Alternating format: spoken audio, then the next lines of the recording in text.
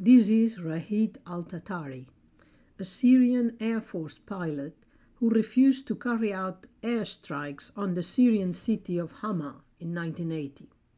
Hama was a stronghold of the Muslim Brotherhood, an opponent of Assad's governing Ba'ath Party, and the center of anti-regime uprisings and military retaliation in the late 70s and early 80s. In turn, Ragheed was charged with disobeying orders, of which he was later acquitted and dismissed from the Air Force. Regardless of his innocence, in the eyes of the courts, Ragheed knew he was in danger from his government.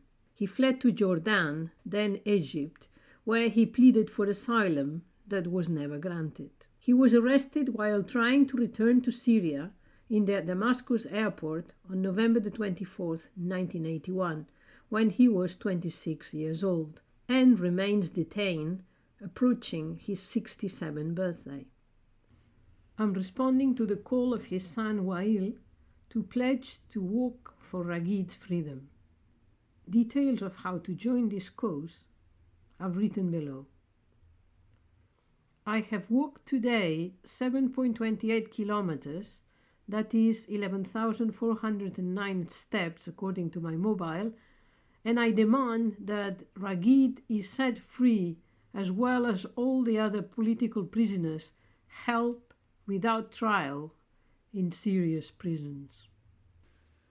As I talk, I will take you on my walk to the Tate Modern, and I hope that I will encourage you to join Wael in his fight to get his father out of prison.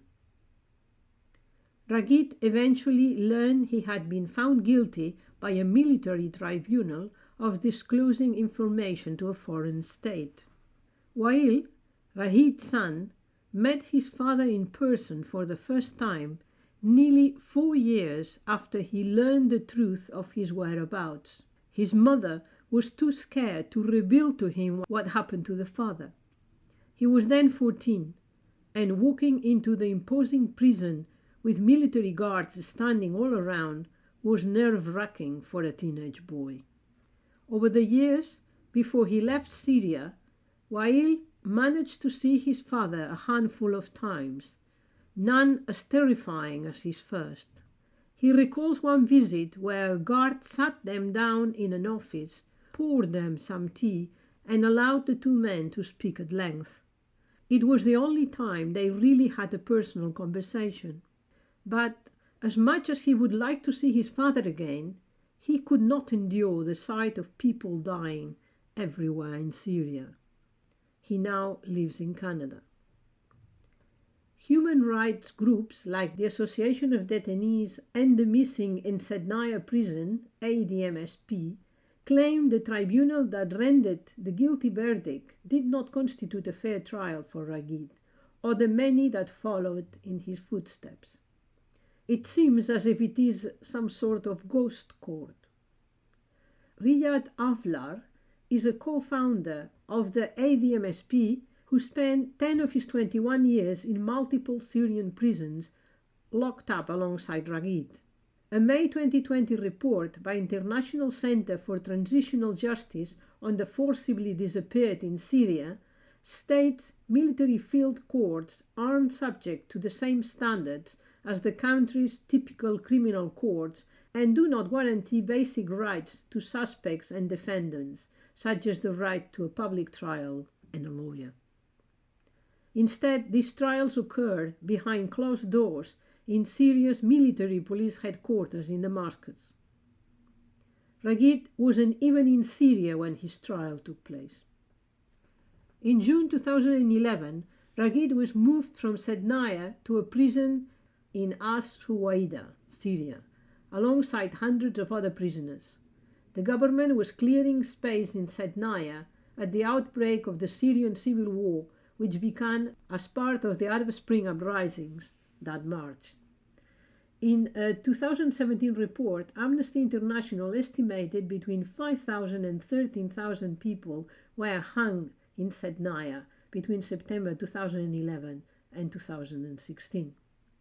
The report aligns with the torture and deprived conditions described by Turkish Ragheed Avlar. torture started well before the war began. Prisoners were not allowed to look to the guards' faces. If they looked even by mistake, that means they will kill them, said Avlar. Avlar also said that Ragheed always found hope amid the desperation, usually by artistic ventures such as drawing or making small sculptures to share with his fellow inmates. He recalled a chess set Ragheed sculpted out of leftover bread, which the two of them spent hours playing. The information recorded here was taken from an article written by Michael Rodriguez on November the 30th, 2021 in the Calgary Herald. As I walked into the Tate, I came across a small sculpture made by Joan Miró in 1970 that is the last decade of Ragheed freedom. It is titled The Tightrope Walker.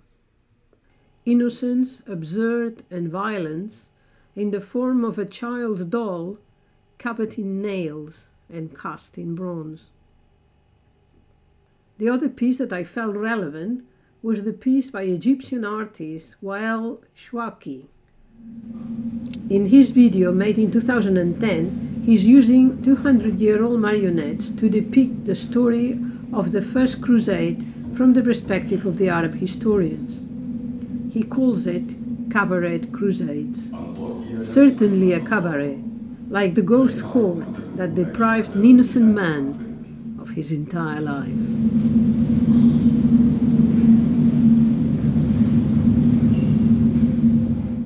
In this drawing of Ragheed, made by Naha al-Bukal in 2015, who was probably in prison with Ragheed, we can see a man beaten by age, but not defeated. I am a Catalan painter, 70 years old, responding to the call of his son Wael to work for Ragheed. El pueblo unido jamás será vencido.